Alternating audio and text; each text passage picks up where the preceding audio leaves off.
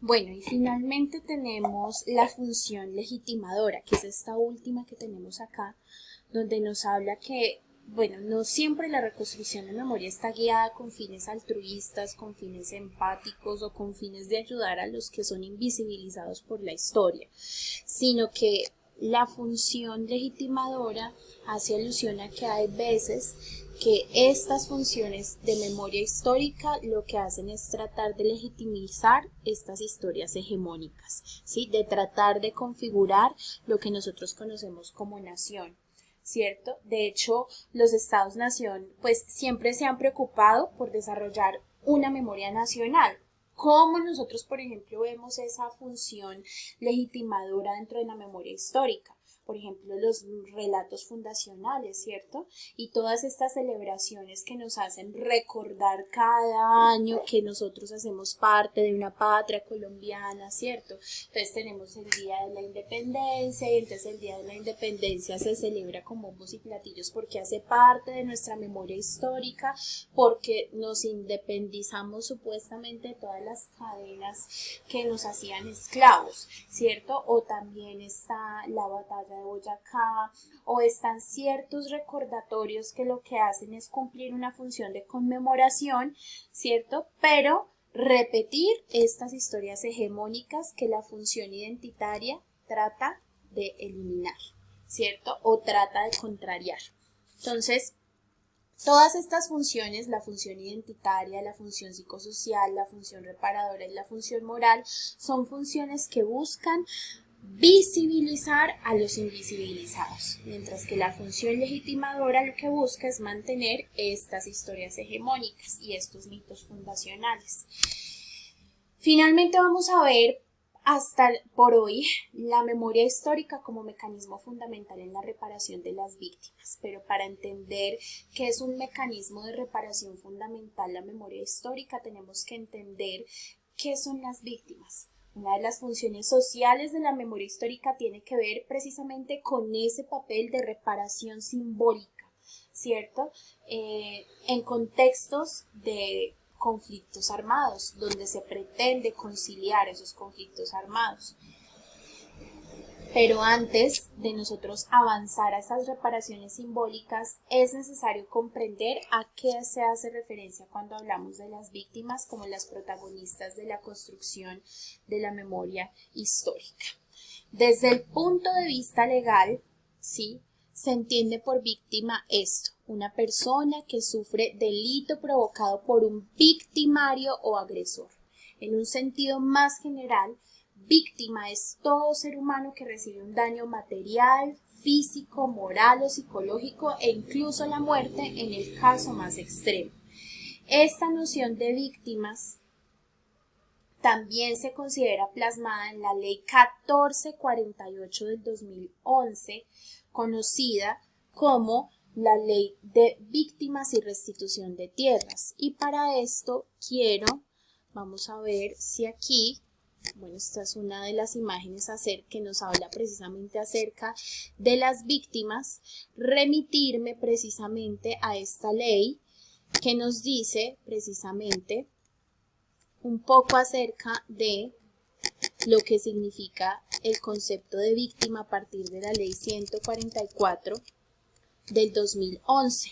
Se consideran víctimas, acá nos lo dice, aquellas personas que individual o colectivamente hayan sufrido un daño por hechos posteriores al 1 de enero de 1985 como consecuencia de infracciones al derecho internacional humanitario o de violaciones graves manifiestas a las normas internacionales de derechos humanos ocurridas en ocasión del conflicto armado interno.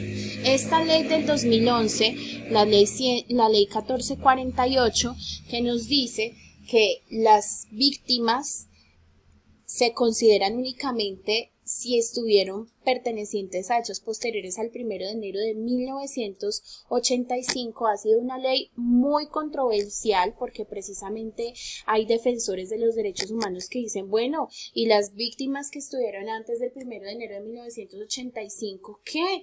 A ellas se les va a escuchar, ellas también tienen derecho a la verdad, ellas también tienen derecho a ser reparadas simbólicamente.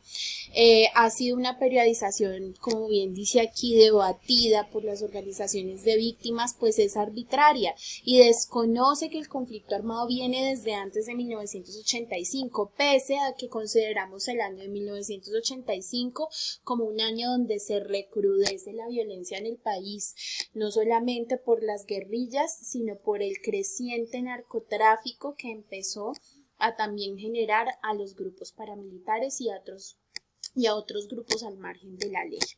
Entonces, dentro de esta categorización de víctimas, aparte de este concepto y del concepto de la ley 1448, vamos a entender que existen dos tipos de víctimas, las víctimas individuales y las víctimas colectivas.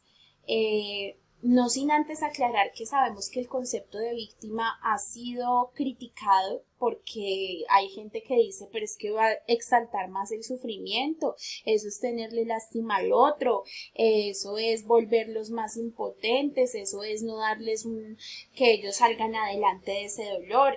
Frente a eso, otras personas plantean que sí es necesario reconocerlos porque de esta manera como víctimas se los reconoce también como sujetos de derechos que le fueron vulnerados en algún momento de su vida, admitiendo que no únicamente el sufrimiento, sino también su condición como actores sociales en el intento que se haga justicia. Eso también reclaman las víctimas, no solamente es que sean reconocidos como víctimas, sino que se le reparen y se les hagan justicia por los daños sufridos, ¿cierto? Entonces, así como resulta muy claro que la víctima también se puede convertir en un líder social, o sea, la víctima no se queda en víctima, también es necesario describir que el concepto de víctima es transitorio, es algo que pasa, ya después de eso se surge y se renace como el ave fénix, ¿sí? Para mostrar a los demás cómo se logró justicia o para que estos hechos que la víctima vivió no lo repitan otras personas, no se vuelva a repetir. Las víctimas individuales y colectivas. Una víctima individual es evidentemente una persona que con nombre propio ha sido objeto de agresiones y delitos por parte de otros seres humanos llamados victimarios. Y las colectivas son grupos afectados por la guerra y por la desigualdad. Como los grupos étnicos, como de todos los grupos que hemos hablado a lo largo de esta explicación. Finalmente quiero terminar esta exposición con una frase de Manuel Reyes Mate que dice: las víctimas no tienen que ver con una ideología, son los seres inocentes que han sufrido una violencia injusta y que claman por sus derechos. Entender su importancia es capital para repensar hoy una democracia sin violencia. Terminado esto, las invito entonces a que nos dirijamos a nuestra guía, a que realicemos el taller. Dentro del taller ustedes en la parte de abajo, el último punto, van a encontrar un documental. Ese documental va a hablar sobre un barrio en Medellín que se llama La Sierra y que es un barrio que sufrió duramente el conflicto de las fronteras invisibles y el conflicto armado en el país. Entonces, quiero que lo vean, si pueden verlo en familia. Es un documental que sé que les va a gustar bastante y a partir del documental también solucionen las preguntas de la guía. Espero les haya gustado esta clase de memoria histórica y que podamos encontrarnos en la próxima sesión.